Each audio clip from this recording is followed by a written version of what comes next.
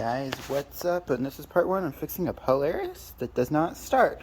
So the first step is going to be to fix the spark plug. Now, to get it out, I used a SK Tools 5/8 socket. So that's apparently what the socket is. You have to also take all this junk out. It's kind of complicated. Not too terribly hard, but yeah.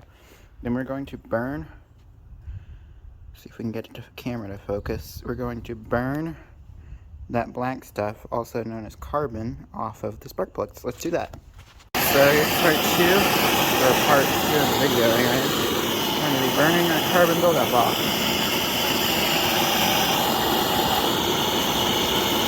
Hey guys, what's up? So this is the last part of the Polaris video, sorry.